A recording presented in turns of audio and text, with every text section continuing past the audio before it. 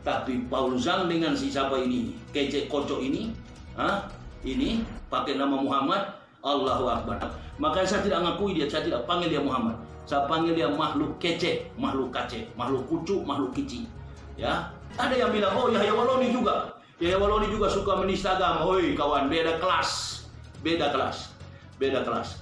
Kami tahu etika hidup, kami tahu etika bermasyarakat, kami tahu etika beragama. Kami menyindir hanya suara teori, ajarannya. Kami tidak pernah menyinggung, menyentuh simbol-simbol yang dianggap suci oleh agama lain. Camkan baik-baik itu. Saya juga heran, kedudukan jadi Kristen sebagai apa? Saya tidak tahu. Karena kalau sebagai pendeta, dia duduk dalam satu jemaat, memimpin sebuah jemaah. Saya orang yang pengalaman dan termasuk pakar dalam bidang teologi. Tapi ini, makhluk satu ini, saya nggak ngerti. Apakah dia mengerti arti katekisasi? Apakah dia mengerti tentang eklesiologi? Saya banyak teman di Papua, pendeta Samuel Imbir. Itu satu klasis kami dulu, klasis Sorong, Raja Ampat, Sorong. Kedudukan gereja kami ada di Dom. Pendeta Abraham Maudoma, pendeta Samuel Imbir, pendeta Andris Chu, pendeta Kombado, pendeta Beni Griapon, pendeta Nanuru, pendeta Edward Kotutung. Masih banyak teman-teman saya pendeta. Nah ini manusia satu ini entah pendeta dari mana. Ya, dan saya perhatikan bahasanya itu bukan bahasa teologis. Jadi kacek atau kece atau kucu atau kici. Kamu belajar Kristen dengan baik dulu. Assalamualaikum warahmatullahi wabarakatuh. Bismillah walhamdulillah. Wassalatu wassalamu ala rasulillah wa ala alihi wa sahbihi wa mawala. Amma ba'd. Faya ibadallah ittaqullah haqqa tuqatih wa la tamutunna illa wa antum muslimun. Wa qala Allah ta'ala fil kitabil azizil karim. A'udzu billahi minasyaitonir rajim. Bismillahirrahmanirrahim. Ya ayyuhallazina amanu taqullaha haqqa tuqatih wa la tamutunna illa wa antum muslimun. Ma'asyiral muslimin wal muslimah, rahimakumullah dimanapun saudara-saudaraku berada. 2 hari yang lalu kita digemparkan dengan berita terkait dengan penodaan penistaan terhadap agama Islam yang dilakukan oleh sosok pribadi yang bernama Kacek atau Kece. Konon makhluk manusia ini dulunya adalah orang yang beragama Islam kemudian murtad. Itu urusan pribadi karena dalam undang-undang negara kita, di dalam aturan perundang-undangan negara kita, setiap warga negara berhak memeluk agama apa saja. Jadi itu urusan dia pribadi. Dia masuk agama murtad dari Islam. Demikian juga kami pribadi yang dulunya beragama Kristen kemudian mendapat hidayah, diberi petunjuk oleh Allah Subhanahu wa taala untuk mendapatkan agama para nabi, dinul haq, dinul Islam. Mengapa saya katakan Islam ini agama para nabi? Karena semua ajaran yang dilakukan oleh umat Islam itu dilakukan oleh semua nabi yang pernah diutus oleh Allah Subhanahu wa taala ke dalam dunia ini. Mulai dari Nabi Adam sampai Nabi yang terakhir, Rasulullah Muhammad Sallallahu Alaihi Wasallam. Kita sebagai umat Islam adalah kaum mayoritas. Artinya mayoritas komponen masyarakat bangsa ini. Bahkan mulai dari Presiden Republik Indonesia, Joko Widodo, itu adalah orang yang beragama Islam. Ibu bapak, saudara-saudara rahimakumullah. Ayat yang saya bacakan tadi itu adalah pegangan hidup dan mati kita sebagai umat Islam. Ya ayyuhalladzina amanu taqullaha haqqa tuqatih wa la tamutunna illa wa antum muslimun. Wahai orang-orang beriman, bertakwalah kamu dengan sebenar-benar takwa dan janganlah kamu mati kecuali dalam keadaan Islam. Tidak ada harta yang paling berharga di dunia ini, jabatan, pangkat, kedudukan apapun akan berakhir nanti di liang kubur. Liang kubur hanyalah transit. Kuburan berulang-ulang saya dakwakan, saya katakan bahwa kuburan itu hanyalah transit. Kuburan itu adalah awal daripada kehidupan. Oleh dan sebab itu kematian bukanlah akhir dari segala-galanya. Kematian fisik ini bukan kematian ruh. Kematian fisik ini adalah awal daripada kebangkitan ruh. yang akan dipertanggungjawabkan di pengadilan akhir nanti. Iqra' kitabaka kafa binafsikal yauma 'alaika hasiban. Bacalah kitabmu, cukup dirimu sendiri yang menjadi penghisab atas perbuatanmu. Ini adalah keterangan yang membenarkan bahwa Islam ini adalah ajaran yang rasional, teologis, kontekstualis, sistematis, dan tidak pernah bertentangan dengan akal pikiran manusia yang sehat. Mengapa demikian? Karena Islam tidak membutuhkan juru selamat. Keselamatan itu bergantung kepada sosok hamba pribadi dengan Tuhannya. Iqra' kitabaka kafa binafsikal yauma 'alaika hasiban. Bacalah kitabmu, cukup dirimu sendiri yang menjadi penghisab atas perbuatanmu.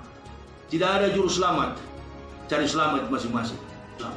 Dia harus bergantung dan berharap pada amal perbuatan, amal soleh, iman kepada Allah Subhanahu wa Ta'ala. Qad aflahal mu'minun, beruntunglah orang yang beriman. Dan dipertahankan keimanan itu sampai ke liang kubur, tidak murtad. Terkait dengan makhluk yang menodai, yang menistakan Islam ini, dari sosok pribadi, dari bahasa, 1 tahun yang lalu dia pernah menyinggung-nyinggung nama saya. Tapi saya melihat orasinya, cara berbicaranya, dan saya pernah katakan bahwa ini tidak lebih daripada orang kampung yang banyak kita jumpai, tukang-tukang beca di pinggir-pinggir jalan, pedagang-pedagang asongan, mang-mang itu yang narik beca, itu yang sering saya jumpai seperti itu, makhluk itu. Jadi ini akibat apa ini? Ini akibat apa? Ini akibat kesombongan. Ini akibat ketidakpaham. Saya juga heran, kedudukan jadi Kristen sebagai apa? Saya tidak tahu. Karena kalau sebagai pendeta, dia duduk dalam satu jemaat, memimpin sebuah jemaah. Saya orang yang pengalaman dan termasuk pakar dalam bidang teologi. Tapi ini, makhluk satu ini, saya nggak ngerti. Apakah dia mengerti arti katekisasi? Apakah dia mengerti tentang eklesiologi? Apakah dia mengerti tentang kristologi? Apakah dia paham tentang sakramen? Apakah dia paham tentang liturgika? Apakah dia paham tentang ilmu dogmatika? Wallahu a'lam bishawab. Karena di Kristen itu pun ada aturan-aturannya. Ma'asyiral muslimin jamaah rahimakumullah. Di dalam ajaran Kristen itu ada 3 kelompok di Kristen itu, 4 bahkan. Yang pertama adalah Protestan, yang kedua adalah Katolik, yang ketiga Adventis, dan yang sering ribut itu Anabaptis. Kalau saya perhatikan di media-media massa, ada mereka sering berdebat. Mereka berdebat seolah-olah mereka ahli. Satu dari Islam, satu dari Kristen. Kalau saya lihat debat-debat mereka ini, itu debat alegoris. Debat yang tidak menempatkan pada pengetahuan kemampuan teologis. Jadi debat ini adalah debat orang awam. Jadi dari pihak Kristen seenak perutnya menafsirkan Bible Kristen, dari pihak Islam juga seenak perutnya menafsirkan Bible Kristen, bahkan isi daripada Al-Quran. Nah ini yang membuat kacau di media sosial. Jadi orang awam akan menganggap, penonton akan menganggap, netizen akan menganggap dua-dua orang ini hebat. Padahal tidak mengerti. Yang dari pihak Islam juga tidak paham, yang apalagi yang dari pihak Kristen tidak paham. Saya sudah nonton itu, saya sudah sering lihat, saya cuma ketawa melihat mereka itu. Bahwa seseorang menjadi seorang pendeta di Kristen itu sangat ketat. Saya dari sana. Pendeta Pentakosta tidak boleh naik mimbar Protestan. Karena di Protestan itu ketat sekali mengenai aturan dogmatika itu. Dogmatika gereja itu ketat betul. Dari mana asal-usul sekolah teologinya? Kalau dari aliran Anabaptis tidak diterima di Protestan. Dan dalam tatanan kehidupan liturgika, tata cara peribadatan, itu harus dikuasai. Pedoman-pedoman gereja. Kalau kita di Manado dulu ada trilogi pembangunan, bahkan di Papua. Saya banyak teman di Papua, pendeta Samuel Imbir. Itu satu klasis kami dulu, klasis Sorong, Raja Ampat, Sorong. Kedudukan gereja kami ada di Dom. Pendeta Abraham Maudoma, pendeta Samuel Imbir, pendeta Andris Chu, pendeta Kombado, pendeta Beni Griapon, pendeta Nanuru, pendeta Edward Kotutung. Masih banyak teman-teman saya pendeta. Bahkan sampai di Kalimantan pun banyak teman-teman saya pendeta. Salah satunya ada teman saya sering ke rumah waktu dia belum beristri, pendeta Henry Butar-Butar. Itu orang Batak dari HKBP. Dan saya sering pidato di gerejanya waktu saya masih pendeta. Nah ini manusia satu ini entah pendeta dari mana. Ya, dan saya perhatikan bahasanya itu bukan bahasa teologis. Saya ini orang yang masuk Islam tahun 2006. Sampai hari ini saya tidak mampu membaca kitab kuning itu, kitab gundul. Angkat tangan saya, menyerah. Allahu Akbar. Saya hanya bisa baca Al-Quran. Tapi kalau kitab gundul saya angkat tangan. Allahu Akbar. Saya angkat tangan. Tanya yang kaliber-kaliber, Ustaz Somad pun mengaku. Beliau pernah mengaku, belum lama beliau menguasai kitab itu. Itu kitab yang tidak mudah. Itu kitab yang tidak gampang dibaca dan dipelajari. Diselewengkan maknanya oleh orang yang tidak mengerti agama, baik agama Islam, apalagi dalam agama Kristen. Kesimpulan saya adalah orang ini bukan seorang apologet, bukan seorang mempertahankan keyakinannya terhadap keyakinan lain. Dia bukan seorang inclusivism. Dia adalah eksklusivism. Eksklus. Ini teologi eksklus kalau saya pelajari dulu ini teologi eksklus, memandang kebenaran di satu sisi aja, bahwa hanya dia yang betul. Hanya dia yang betul. Padahal kebenaran sebuah pemaknaan teologi itu harus dipahami oleh fakta histori, sistematika, budaya, antropologi, sosiologi. Dia harus paham itu sampai kepada rumusan filsafat dalam satu kehidupan masyarakat yang lama dan kemudian masyarakat temporary, masyarakat yang ada saat ini. Itu pemahaman teologi. Maka dia disebut sebagai Theos and Logos. Theos itu artinya Tuhan, pencipta. Logos itu artinya kata-kata, firman. Nah, bagaimana dia mempelajari tentang teologi, ilmu kata-kata, firman dari Allah Subhanahu wa Ta'ala, sementara kitab yang dia yakini bukanlah firman dari Allah Subhanahu wa Ta'ala. Hanya dengan asumsinya, hanya dengan perasaannya, hanya dengan pikirannya yang kosong, yang tidak punya pengetahuan. Nah, mungkin hanya 1-2 kalimat waktu dia di Islam, dia bisa baca Iqra dan kemudian membaca Al-Quran tanpa tartil, hanya baca rata begitu, tanpa tajwidnya, tanpa makhrujnya, dan kemudian dia murtad dari Islam. Jadi kesimpulan saya, ini orang bukanlah seorang ahli. Ini orang ini adalah provokator, ingin mengadu domba antara umat Kristen dan umat Islam. Saya terkenal keras di Indonesia. Saya terkenal keras dalam mempertahankan keimanan Islam. Kenapa? Karena saya masuk Islam bukan orang Islam yang Islamkan. Kami masuk Islam atas petunjuk hidayah dari Allah Subhanahu wa Ta'ala, membaca rangkaian kebenaran Kitabullah Al-Quranul Karim. Dan saya mengakui bahwa Al-Quran itu adalah firman Allah Subhanahu wa Ta'ala yang pernah dibawa oleh para nabi, disempurnakan oleh Rasulullah Muhammad Sallallahu Alaihi Wasallam. Beruntunglah ibu bapak saudara-saudaraku yang beragama Islam. Saya manusia yang keras dalam mempertahankan keyakinan, tapi nanti di Islam inilah hati saya terbuka, hati saya tenang.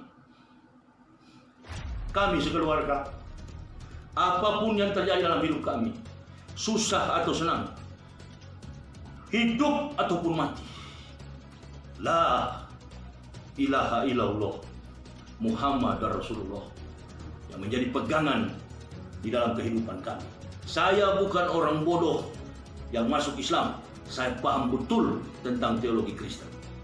Kemampuan saya dalam bidang itu, tanyakan kepada pendeta-pendeta top, pendeta-pendeta senior yang di Sorong. Bagaimana berdialog dengan saya, bagaimana saya mendidik mereka dulu. Termasuk dengan rumusan-rumusan yang tertuang di dalam Introduction to the Old Testament and New Testament. Pengantar kepada Perjanjian Lama dan Perjanjian Baru. Ini penistaan, ini penodaan. Kami para mu'alaf yang dari kami para muhtadin, orang-orang yang diberi petunjuk masuk Islam, nggak pernah menyinggung fisik daripada Tuhannya Kristen. Nggak pernah. Kami hanya pernah mengatakan, kami sering mengatakan, bahkan sampai hari ini pun kami masih mengatakan, Nabi Muhammad saja tidak ada fotonya. Bagaimana mungkin Isa Al-Masih ada fotonya? Itu rasionalitas dalam menetapkan sebuah keputusan teologis berdasarkan teori. Dalam prinsip sains, teori salah, tidak mungkin praktik benar. Sedangkan di Islam, Al-Quran sudah betul, banyak orang Islam yang keliru. Sudah ada Nabi, melantik Nabi baru. Sudah ada Nabi, melantik Nabi baru. Sudah ada Rasul, melantik diri menjadi Rasul baru. Nah, oleh dan sebab itu, jadikan ini pelajaran. Kalau mau berdebat, harus ahli. Kalau mau berdialog, jangan pakai media sosial. Face to face, berhadapan. Hadirkan ahli bahasa, hadirkan ahli sejarah, hadirkan pakar teologi, duduk di situ. Bahkan jangan pernah lupa, hadirkan ahli filsafat. Karena semua rumusan teori Bible Kristen itu rumusnya adalah bahasanya adalah bahasa filsafat, sehingga seorang pendeta ataupun guru agama Kristen mengkonsentrasikan diri dalam mengambil program strata 1 160 SKS dengan mengkonsentrasikan diri pada ilmu filsafat kependetaan. Jadi semua teori Bible Kristen itu adalah teori filsafat, khususnya New Testament, Perjanjian Baru. Jadi kacek atau kece atau kucu atau kici, kamu belajar Kristen dengan baik dulu, ya, baru menyanggah agama Islam. Agama Islam sendiri kamu nggak ngerti dan tidak mudah menafsir Quran. Dalam Islam itu nggak mudah. Ada para mufassirin. Apa mufassirin itu? Ahli-ahli tafsir.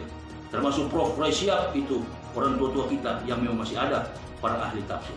Saya kira ini yang bisa saya sampaikan jamaah. Sekali lagi, pertahankan iman Islam sampai titik darah penghabisan. Ada yang bilang, oh Yahya Waloni juga. Yahya Waloni juga suka menista agama. Oi kawan, beda kelas. Beda kelas. Beda kelas. Kami tahu etika hidup, kami tahu etika bermasyarakat, kami tahu etika beragama. Kami menyindir hanya suara teori, ajarannya. Kami tidak pernah menyinggung, menyentuh simbol-simbol yang dianggap suci oleh agama lain. Camkan baik-baik itu. Tapi Paul Zhang dengan si siapa ini, kecek kocok ini, ini pakai nama Muhammad, Allahu Akbar. Makanya saya tidak ngakui dia, saya tidak panggil dia Muhammad. Saya panggil dia makhluk kece, makhluk kace, makhluk kucu, makhluk kici. Ya, jadi saya kira tidak perlu saya tanggapi karena bukan kelas, kelasnya jauh langit daripada bumi, bukan kelas. Nanti soal persoalan kitab gundul itu, kitab kuning itu nanti dia pertanggungjawabkan. Akan dibuktikan nanti di pengadilan. Dia bisa baca nggak? Dia bisa baca nggak? Karena di Islam ini banyak ahlinya. Saya kira itu yang bisa saya sampaikan jamaah. Pertahankan iman Islam ini dengan takwa kepada Allah Subhanahu wa Ta'ala. Wassalamualaikum warahmatullahi wabarakatuh. Allahu Akbar. Allahu Akbar. Allahu Akbar. La ilaha illallah Muhammad Rasulullah. Sampai masuk ke dalam liang kubur. Amin. Amin ya Allah ya Rabbal Alamin.